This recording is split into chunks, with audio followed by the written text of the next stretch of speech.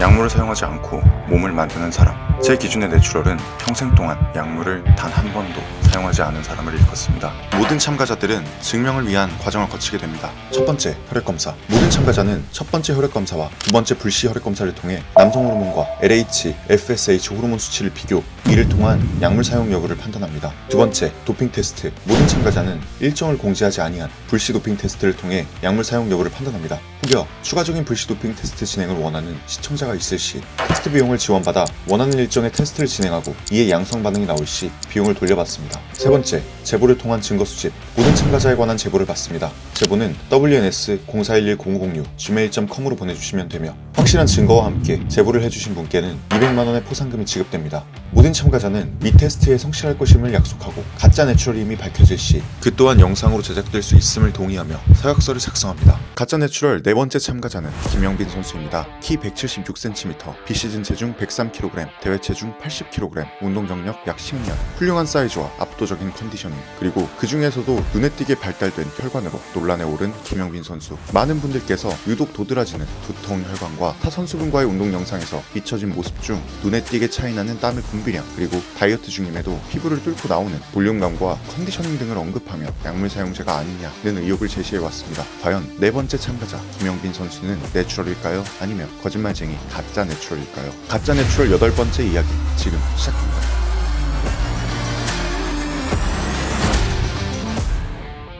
저는 경기도 광주에서 김영빈 PT샵을 운영하고 있는 31살 내추럴 보디빌더 김영빈입니다. 제가 2년 전에 유튜브를 쇼츠로 했었는데 악플이 많이 달렸어요. 생각보다 많은 악플이 달렸고 해명을 할 수 있는 브이로그나 이런 거를 또 하지는 않아서 그런 것들도 해명하고 싶고, 내추럴 선수들이 열심히 해서 이렇게 만든 몸도 있다, 그런 것도 증명하고 싶고, 오늘 이 자리를 통해서 많이 해명하고 싶은 것도 있습니다. 처음 만난 김영빈 선수를 보고 들었던 생각은 크다였습니다. 시즌 막바지임에도 불구하고 입고 있는 맨투맨을 뚫고 나오는 상체의 두께감과 볼륨감은 생각 이상이었기에 기대감이 들었던 것 같습니다. 간단하게 인사를 마치고 본격적인 촬영에 앞서 서약서를 작성하러 이동했습니다. 서약서. 저는 가짜 내추럴 시리즈의 참가자로서 진실만을 말할 것을 약속드립니다. 거짓말 탐지기, 불시 도핑 테스트, 혈액 검사, 제보를 통한 증거 수집 등을 포함하여 모든 촬영과 검사에 성실히 임할 것을 약속합니다. 촬영과 과정 및 통화 등 모든 것이 영상으로 제작될 수 있다는 것을 인지하고 있고 유튜브 채널에 업로드 되는 것에 동의합니다. 참가자 김영빈은 위 사항에 모두 동의합니다. 서약서. 모든 촬영과 테스트에 최선을 다해 임할 것임과 추후 테스트나 제보를 통해 가짜 내추럴이 이미 밝혀진다 하여도 그로 인해 어떤 피해가 발생한다 하여도 그 어떠한 클레임도 걸지 않겠다는 약속. 서약서를 작성 후 통상적으로는 현재의 몸 상태를 남겨두기 위해 바디 체크를 진행하는 것이 우선이겠지만 이번에는 약간의 변칙을 주기로 결정했습니다. 네, 안녕하세요. 조준입니다. 오늘은 가짜 내추럴 시리즈 네 번째 참가자 김영빈 선수님과 함께 자리를 했는데요. 안녕하십니까? 안녕하십니까. 근데 이번 촬영은 저희가 기존에 했던 방식과는 조금은 다르게 이제 더군다나 시즌도 되게 가까워진 상태잖아요. 근데 저희가 이 부분에 대해서 먼저 말씀을 드리진 않았어요. 근데 오늘 바로 불시 도핑을 시작합니다. 오늘은 그래서 저희가 일정이 좀 타이트합니다. 그래서 바로 이동하도록 하겠습니다. 알겠습니다. 이동하시죠. 불시 도핑 테스트의 의의는 의외성이 있다고 생각합니다. 기존 참가자들은 테스트 중 첫 만남에서 혈액 검사와 이제는 더 이상 진행하지 않는 거짓말 탐지기만을 진행해왔고, 그러한 인식이 어느 정도 자리 잡은 현 시점에서는 첫날 불시 도핑을 진행하는 것도 유의미할 것이라는 판단 아래 불시 도핑 테스트를 우선적으로 진행하는 것으로 순서에 변경을 주는 변칙성을 넣기로 했습니다. 특히나 네 번째 참가자 김영빈 선수의 경우 다이어트 약물에 관한 의혹이 꽤나 있는 만큼 대회 직전인 현재 도핑 테스트를 진행하는 것이 필요하다는 판단이었습니다. 어디로 가는 건가요, 저희 지금 김포로 갑니다. 김포요? 저희가 도핑 테스트를 진행을 하려면 이동을 해서 거기서 이제 시료 채취하는 거를 그쪽에 계신 분들이 보셔야 되기 때문에 그래야지 저희도 훨씬 더 깔끔하게 진행이 된다고 생각하거든요. 근데 저희가 이런 것들에 있어서 미리 말씀을 드릴 수가 없다 보니까 저도 오늘 처음 들어왔고. 우선은 가는 길이 조금 거리가 있으니까 좀 쉬시면서 하시면 될 것 같습니다.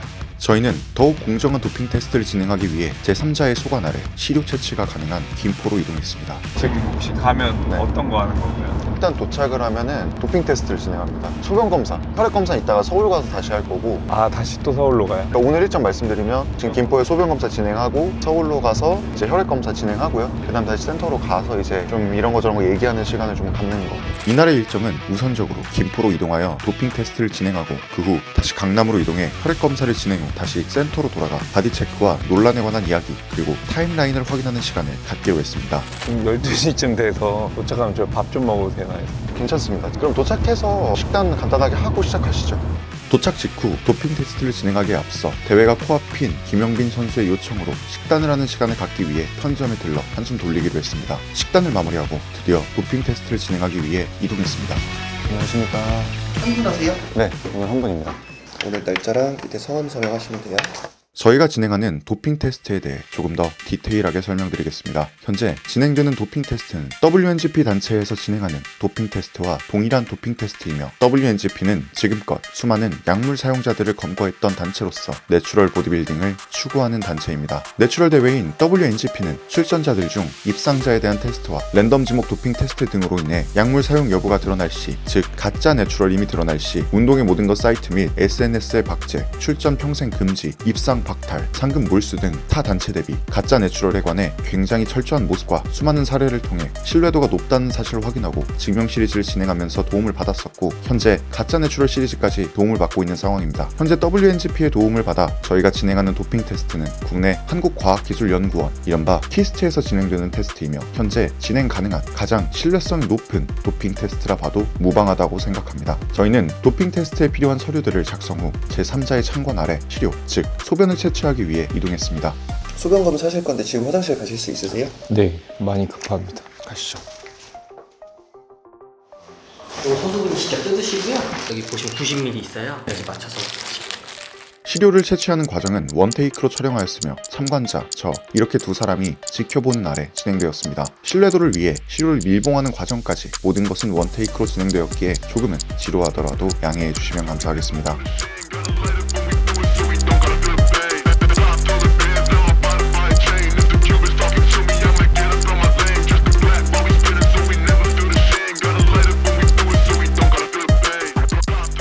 결과는 한 달에서 2달 걸리실 거고 이상 있으면 제가 그 사이에 연락을 먼저 드리거든요. 이상 없으면은 사전 연락은 안 드리고 여기 아까 서명하신 서류인데 여기 적혀있는 번호가 시료 번호라고 여기 적혀있는 번호랑 똑같아요. 이 병에 이제 담으신 시료가 담긴 거고 이 번호로 결과가 나올 건데 이거 한 장 보관하시면 되세요. 보관은 저희 쪽에서 하겠습니다. 고생하셨습니다. 하셨어요? 네, 아무튼 저희는 이제 도핑 테스트를 마쳤고요. 다음 보로 이제 혈액 검사를 하기 위해서 다시 서울로 이동할 예정입니다. 가시죠. 도핑 테스트 진행 후 혈액 검사를 진행하기 위해 다시 서울로 병원으로 발길을 옮겼습니다. 언제나와 같이 서류 작성 후 혈액 검사 준비를 마쳤습니다. 오늘 어떻게 오셨어요? 오늘 또 혈액 검사 진행하려고 하는데 근데 이번부터 오히려 더 추가해서 진행을 하기로 했습니다. 그래요? IGF-1이랑 프로락틴이요. 에스트로겐까지 포함해서 그러면은 셋넷 6가지 진행을 하도록 할게요. 네, 알겠습니다.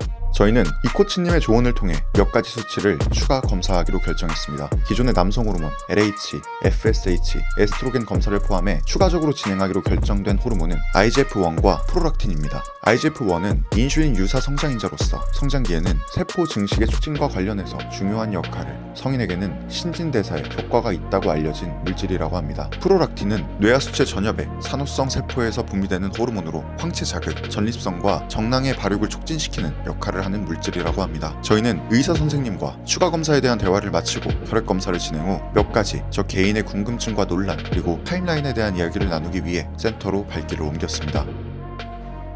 네, 이제 네 번째 참가자 김영민 선수님과 오늘은 순서가 좀 달라졌어요. 도핑 테스트를 진행을 하고 혈액 검사를 마치고 왔는데 소감이 좀 어떠신지? 저는 혈액 검사 이런 건 처음이었고 소변 검사는 해봤고 거짓말 탐지기도 해봤는데 솔직히 뭐 하는 거에 대해서는 제가 뭐 떳떳하다 보니까 사실상 이제 가짜내출 시리즈가 좀 진행되고 나서 저희한테 연락을 주셨잖아요. 좀 늦게 지원을 주신 이유가 있을까요? 그냥 나와서 좀 검증을 받아보고 대중들한테 나는 정말 내추럴 선수다 입증을 받고 좀 응원을 받고 싶고 그리고 주변에서도 많이 출연을 해봐라. 왜냐면 2년 전에 쇼츠를 올렸을 때 쇼츠 쇼츠 반응이 좀 핫했었어요. 이유진 선수나 이용승 선수나 이런 내추럴로 선수분들이 많잖아요. 저는 그런 대중의 좀 응원을 받고 싶었었는데 그런 악플들이 더 많았다. 난 정말 내추럴 선수로서 응원을 받고 그 힘으로 운동을 더 하고 싶은데 그때 좀 많이 힘들었던 것 같습니다. 아무튼 저희가 일단 김용민 선수님에 대해서 테스트를 진행을 했지만 그 외에도 저희가 좀 논란이라던가 타임라인이라던가 이런 것들을 또 알아보는 시간들을 저희가 준비를 했어요.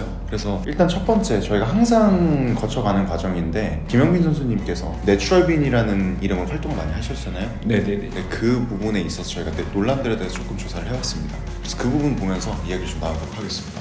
알겠습니다. 저희는 김영빈 선수의 참가 확정 이후 그간 어떤 논란이 있었는지에 관한 조사 과정을 거쳤습니다. 건조한 느낌 나는 스킨, 타 선수분 대비 많은 땀의 분비량, 유독 눈에 띄는 삼각근 부분의 혈관, 그리고 조금은 팽창된 느낌의 복부 등 수많은 댓글들을 통해 많은 분들이 갖고 계신 의혹을 확인했고 이에 대한 이야기를 나눠보기로 했습니다. 첫 번째 대화의 주제는 내추럴 선수 중에는 쉽게 보기 어려운 컨디셔닝과 특히나 눈에 띄는 땀의 분비량에 관한 이야기입니다. 타 선수분과 김영빈 선수가 운동을 진행하는 영상에서 타 선수분 대비 눈에 띄는 땀의 분비량과 드라이한 스킨 상태를 가지고 에페드린 등 다이어트 계열의 약물을 사용하는 게 아니냐는 의혹을 확인했고 그에 관한 이야기를 들어보기로 했습니다. 우선 첫 번째는 몇몇 분들께서 이런 글을 좀 작성해 주셨더라고요. 같이 운동한 선수님은 촉촉한데 빈님은 마냥 땀이 터져 나오고 혈관, 스킨, 어깨, 후면 라인, 흐릿한 복부 등 여타 사용자들보다 더한 스러움을 내추럴로 이어놨다는 게 대단하네요. 기억에 남는 댓글 같아요. 작은 빌더 정권 IFBB 김찬영 선수랑 같이 운동했던 네네. 댓글인데 확실히 저는 근질이나 이런 게 스킨이 얇고 땀이 되게 잘 나는 편이었거든요. 그리고 조주님도 운동해보시면 알겠지만 해당 부위 근육을 잘 쓰거나 호흡을 잘하고 이러면 저는 운동할 때 땀이 터지는 게 당연하다 생각하거든요. 겨울이 아닌 이상. 그래서 저는 그 부분에 대해서는 당연한 게 아닌가 싶습니다. 이번에도 베스트 시합은 아니었지만 NPCA 때 알약푸치니와 얘기해봤을 때 수분감이 많아서 일부러 전날 사우나도 한 30분 정도 해야 다음날 대피나 세퍼나 훨씬 좋아지는 경향이 있어서 저는 사우나를 좀 필수로 하는 몸 상태인 걸 제가 좀 잘 알고 있어요. 그러니까 기본적으로 평소에도 좀 땀이 많이 나는 스타일이시고 좀 피하 수분이 좀 있는 편이기 때문에 하시는 편이다. 맞습니다. 그러면 다음 주제로 넘어가겠습니다. 두 번째 대화의 주제는 가장 많은 의혹이 있는 혈관에 관한 이야기입니다. 혈관은 타고나는 게 맞지만 약물 사용자들에게서 흔히 볼 수 있는 스테로이드 부작용 중 하나인 모세혈관 확장증 현상과 비슷하게 보인다는 의혹을 확인했습니다. 그에 관한 김영빈 선수의 입장을 들어보기 위해 이야기를 나눠보기로 했습니다. 두 번째는 사실상 이 논란이 가장 많은 것 같아요. 제가 댓글들을 보면서 가장 많이 언급됐던 논란은 어깨와 가슴에 있는 혈관이 유독 도드라져 보인다라는 게 이제 주된 의견인데요. 약물 쓴 사람은 100이면 100 다 혈관이 꼬불꼬불하던데 솔직하게 피부결 핏줄 너무 많은 로이드들과 비슷하네요. 내추럴 빌더들과 비슷하다면 내추럴로 보겠지만 제 눈엔 로이더 쪽에 가까워 보이는데 라는 댓글이 있습니다. 저도 혈관이 이 오른쪽 상완 이렇게 일자로 뻗어야 혈관이 이쁘잖아요. 저도 이게 안으로 좀 말려있는 느낌이 저도 제가 느끼니까 근데 이 어깨 혈관부터 이어지는 거는 21살? 2살 때 첫 시합 때 사진 봐도 이쪽은 똑같이 있어요. 근데 그게 점점 근질이랑 운동량이 늘면서 혈관이 두터워지면서 그게 더 도드라져 보이는 것 뿐이지 혈관이 원래 이쪽에는 원래 있던 모양이다 라고 좀 언급을 하고 싶습니다. 그러니까 선수님 말씀은 첫 대회를 나갈 때부터 그때부터도 이미 혈관의 형태는 비슷했고 부력이 좀 쌓여가면서 조금 더 선명해졌을 뿐이다 라는 말씀이신 거죠? 그쵸. 피하도 더 얇아지고 운동 강도도 세지니 혈류량도 많아지니까 혈관이 더 두꺼워진 것도 있죠. 이해했습니다. 세 번째 대화의 주제는 팽만한 복부의 형태에 관한 이야기입니다. 여러 댓글들을 통해 저희는 가슴, 팔, 어깨 등의 컨디션 대비 조금은 덜 부각되는 복근과 약간은 부어있는 듯한 복부에 대해 의혹을 확인했습니다. 그리고 그에 대한 김영빈 선수의 설명을 들어보기 위해 이야기를 나눠보기로 했습니다. 다음으로 논란이 있는 게 이제 복부 관련된 겁니다. 복부가 조금 약물 사용자분들처럼 보이는 그런 팽만감이 좀 있다라는 식의 의견이 조금은 있거든요. 이거는 제가 아무한테도 말을 안 했던 제가 선천성으로 태어날 때 좀 기형으로 태어나서 장애가 있었어요. 기형이요? 네, 그래서 뭐 항문 폐쇄증이라는 병명인데 장은 있지만 항문이 막혀서 태어나서 인공으로 항문을 만들다 보니까 발약근도 약하고 장도 많이 걷어내고 장도 걷어내시죠? 네, 장이 있는데 좀 여분의 장이라고 해야 되나? 잘라내고 그래서 신생아 때 태어나자마자 거의 좀 죽을 고비를 넘겼어요. 그래서 부모님이 많이 고생을 했어요. 그래서 어릴 때부터 운동을 해야 된다 해서 한 거고 이 이 병을 가진 사람들이 뭐 1000명에 1명? 그런 것 치고는 어릴 때부터 운동도 하고 몸 관리를 해서 건강한데, 근데 시즌 막바지 한 2달 정도가 되면 장 활동이 거의 좀 스톱이 돼요. 근데 그게 시합을 뭐 한 20번 뛰면 거의 한 19번은 팽창된 상태로 뛰는 거고, 그래서 제 주변 분들만 아는 이야기여서 여기서는 처음 언급하는 거예요. 후에 대한 얘기들은 저는 그렇게 느끼지는 않았어요. 영상을 보고 제가 팽창돼 있다 이런 느낌을 받지 못했는데, 저희도 논란이나 이런 것들에 있어서는 좀 확인을 해야 되는 부분이다 보니까 근데 이해했습니다. 김영빈 선수를 둘러싼 논란들과 그에 대한 이야기를 어느 정도 들어보는 시간을 가지고 나서 타임라인에 대해 본격적으로 이야기를 나누고 몸의 변화를 확인하는 시간을 갖기로 했습니다.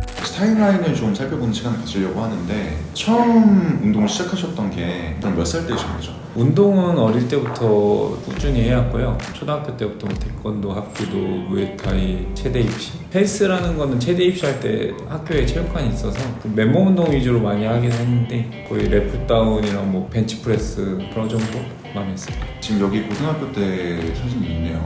이게 고2 때인가 아마 고3 때인 것 같아요. 오른쪽 끝에.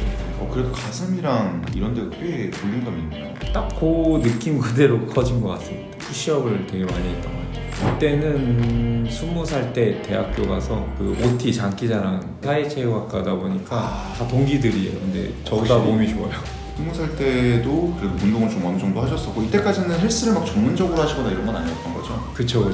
웨이트부가 있어서 저녁에 선배님들이랑 1시간 정도 까짝까짝 하고 술을 더 많이 먹었었어요. 그 21살 때는 혹시 사진이 있나요? 없어요. 21살 때는 97kg 돼지였어요. 운동은 계속 하셨나요? 아니요, 운동 많이는 안 했고 원래 70kg였는데 2년 지나니까 최대 생활 97kg까지 좀 불어서. 웨이트는 언제 시작하신 건가요? 웨이트 21살 10월 달에 체육관을 가서 시작을 하고 22살 1월에 훈련소를 입소를 했다가 안에서 맨몸 운동하고 5kg 정도 빼서 나왔죠. 그렇게 해서 이제 시합 준비 바로 이어갔어요. 그럼 이때가 22살 때 첫 대회, 이때도 어깨에 혈관이 보이긴 하네요. 저는 똑같은 것 같습니다. 그러면 첫 대회 63kg로 마무리를 하신 건가요? 네, 수분 다 빼고 63kg까지 뺐죠. 97에서. 그리고 이제 23살 때 임산부 같습니다. 그때 좀 벌크업을 하셨었고, 좀 프레임이 확실히 좋아지긴 했어요. 이때가 그러면은 두 번째 대회인가요? 미스터 경기 피지크. 이때는 피지크라는 종목이 조금 핫했어요. 이때는 체중이 몇 킬로 정도 나가셨나요? 70kg 안 됐던 것 같아요. 67, 8? 그래도 이때는 좀 몸 쉐입이 많이 잡혔네요. 진짜 열심히 했던 것 같아요. 타고남이 없다 보니까 노력을 해야 된다. 그리고 나서 이제 24살 때 확실히 근육량이 많이 늘었어요. 요때 70이 한 2kg일 거예요. 노란 머리. 이제 세 번째 대회인 거죠, 이게? 맞습니다. 처음 1등 했죠. 병풍 쓰다가 누나가 미용사인데 머리 자르다가 사진 보고 울어갖고 왜요? 감동해서. 아, 그럴 수 있죠. 그리고 나서 25살 미스터 코리아. 클래식 보디빌딩에서 마이너스 180 체급에서 1등 했었어요. 이때는 몇 킬로인가요? 이때도 제가 그때 90이 한 7 되는 것 같아요. 이때가 그러면은 75kg. 몸 컨디션 좋네요. 인생 베스트인 것 같아요. 컨디션. 그러면 25살 때는 이제 97kg까지 벌크업을 했다가 75kg로 다이어트를 해서 네 번째 대회를 뛰신 거네요. 맞습니다. 그리고 이제 26살 국가대표 선발전. 이때 확실히 몸이 좀 어느 정도 완성이 됐네요. 조금씩 더 좋아진 것 같아요. 이때는 그러면은 몇 킬로셨을까요? 이때 도민체전 마이너스 75였어요. 그때부터는 몸이 거의 완성이 됐네요. 벌크업도 비슷하게 가져가셨나요? 벌크업도 항상 맥스 95, 97인 것 같아요. 그 다음으로 넘어가서 근데 27살 때는 사진이 딱히 없는 것 같아요. 그때 아마 코로나 시절 아닌가 싶은데 그래서 그때 운동도 좀 내려놓고 사진도 거의 없었던 것 같아요. 그러면 다음으로 바로 28살로 넘어가서 이때는 사이즈가 엄청 좋은데요. 이때는 몇 킬로죠? 이때도 90 중반인 것 같아요. 90 중반. 전에 90 중반이랑 이때는 좀 느낌이 다르긴 하네요. 쉐입이 확실히 더 좋아진 것 같아요. 근데 이게 이때 코로나 터지고 스트레스 안 받고 잘 먹고 그냥 분량 빵빵 치던 시절인 것 같아요. 이때부터 확실히 등도 좀 찼네요. 좀 운동법이 바뀌었어요. 이때 제가 하부를 잡는 거를 좀 몰랐는데 예전 다니던 체육관에서 나오고 솔직히 암풀다운은 저는 배워본 적이 없었거든요. 원래 지도자분한테 나와서 배우니까 복압을 잡고 허리를 아치를 잘 만들고 잡으니까 등 하부에 나도 있구나. 그때부터 이제 광배 하부를 좀 팠어요. 이해했습니다. 몸 진짜 컨디션 너무 좋네요. 이제 그러면 29살. 그때가 몸이 진짜 좋아졌어요. 이때 몸 진짜 좋네요. 이때도 공복이 시합 당일날 79kg였어요. 컨디셔닝도 사용을 하고 볼륨감도 좋고 등도 이때 엄청 많이 찼네요. 확실히 좋아졌어요. 이때는 조금 확실히 많은 분들이 좀 의욕을 가질만 하긴 하네요. 몸 자체가 워낙 좋다 보니까. 이제 30살 센터 오픈. 운동을 했는데 오픈하고 막 수업 하루 10개 때리고 상담하고 해야 되니까 운동할 수 있는 컨디션이 집중력이 잘 안 나오는 거죠. 네. 버스가. 그래도 몸 볼륨이나 사이즈는 되게 좋아 보여요. 그렇게 하다가 몇 개월 지나면서 몸이 좀 회복되고 코치님들을 조금씩 알아보면서 벌크업을 다시 올렸죠. 이때는 몇 킬로일까요? 이때 90 중반 좀 되는 것 같습니다. 자, 그러면 이제 가장 최근인 31살 올해 4월에 일단 104kg까지 벌크업을 하셨다는 거예요. 네네. 와, 대단한데요. 104kg. 온라인 코칭을 처음 받아봤는데 이제 먹는 걸 상당히 많이 먹더라고요. 근데 운동법이 좀 세트 수가 줄다 보니까 좀 제가 생각한 거랑 안 맞았었던 것 같아요. 그래도 어쨌든 104kg까지 올랐다는 거는 유의미하긴 하는 거죠. 엄청 먹었습니다. 근데 4월 달에 104kg였는데 5월 달에 대회를 뛰셨네요. 이게 논란이 좀 됐는데 둔부살인마로 어차피 저는 뺄 자신이 있으니까 이전을 미리 뛰어놓은 거죠. 프로 퀄리파이어를 나가기 위해서 이때는 등도 확 펼쳐지는 게 심각하죠. 팬티가 불쌍해 보여요. 이때부터 이제 6월에서 8월까지 천천히 다이어트를 시작하고 계신 거네요. 천천히 아니고 엄청 빨리 했던 것 같아요. 지금 이때는 그럼 체중이 몇 킬로 정도 되실까요? 80 후반일 것 같은데요. 그리고 9월부터 지금 현재까지인데 그래도 그 사이에 다이어트가 많이 되셨네요. 거의 지금 몸이 거의 다 나온 상태라고. 이게 NPCA 프로전. 확실히 컨디션이 엄청 좋아 보이긴 합니다. 그 사이 되게 잘 빼셨네요. 지금까지 김영빈 선수의 타임라인을 확인하는 시간을 가졌는데요. 김영빈 선수는 어린 시절부터 태권도, 합기도, 무에타이 등 여러 가지 운동을 해왔고 고등학교 재학 당시 체대 입시를 준비하면서 맨몸 운동에 중점을 두고 랩풀다운과 벤치프레스 등 가벼운 웨이트를 시작해 몸을 만들기 시작했다고 합니다. 20살 때 체대에 진학하고 나서 동기들과 웨이트를 시작했으나 잦은 음주로 인해 97kg까지 체중이 늘어났고 다이어트를 위해 21살 10월 체육관에 등록 후 다이어트를 시작. 22살 입소한 훈련소에서 5kg을 감량 후 대회 준비를 시작했다고 합니다. 22살 63kg으로 첫 대회를 마무리하고 23살 67kg으로 두 번째 대회를, 24살 72kg으로 세 번째 대회를, 25살 97kg까지 벌크업 후 75kg으로 네 번째 대회를 출전했고 이후 벌크업은 평균적으로 90kg 중반대로 운동의 강도와 구력의 쌓임으로 인해 다이어트 후 체중은 조금씩 늘어났다고 합니다. 26살 75kg으로 다섯 번째 대회를 뛰고 코로나로 인해 1년간 대회는 준비하지 않으며 운동을 진행했고 28살부터 29살까지는 78에서 79kg으로 대회에 꾸준히 출전해왔고 30살 센터 오픈을 준비하며 대회를 휴식 후 코치를 고용해 벌크업을 진행 처음으로 104kg까지 벌크업을 성공했다고 합니다. 올해 5월 프로 퀄리파이어를 출전하기 위해 다이어트를 진행하지 않은 상태로 IFBB 리저널에 출전했고 9월달까지 다이어트를 진행 81kg으로 가장 최근의 대회를 마무리한 후 잠시 휴식을 통해 몸을 회복하고 다시 다이어트를 시작해 현재 81kg으로 다이어트 진행 중에 있다고 합니다. IFBB 프로카드를 획득하기 위해 11월 2일 몬스터짐 프로 퀄리파이어에 출전할 예정이라고 하는 김영빈 선수. 그 김영빈 선수의 몸을 지금 한번 보시죠.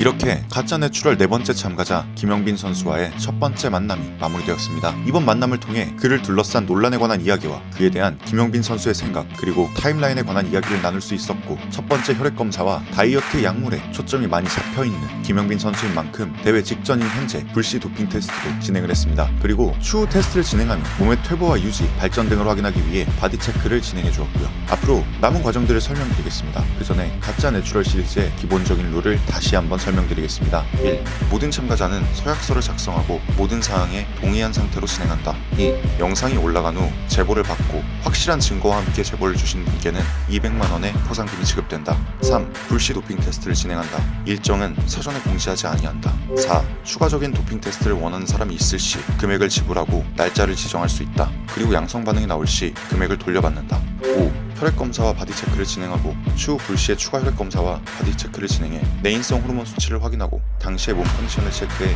약물 사용 여부를 판단한다. 6. 이 과정 중 약물 사용이 드러난다면 영상을 제작하여 업로드하고 도핑 테스트에서 적발될 시 추가적으로 WNGP 운동의 모든 것 사이트에 이름이 박제된다. 7. 이 모든 과정에 대해 참가자는 동의하고 번복할 수 없다. 김영빈 선수에게는 앞으로 이미 진행된 1차 혈액 검사와 불시 도핑 테스트를 제외하고 2차 혈액 검사와 만약 시청자분들께서 원하신다면 시청자 참여 불시 도핑 테스트 그리고 몸의 변화를 체크하는 과정이 남아 있습니다. 그리고 그 과정 중 약물 사용 의심이 되는 부분이 발견된다면 그 모든 것이 영상으로 제작될 수 있음을 인지 동의하는 서약서를 작성했죠. 자, 이제 주사위는 던져졌습니다. 과연 네 번째 참가자 김영빈 선수는 내추럴일까요? 아니면 거짓말쟁이 가짜 내추럴일까요?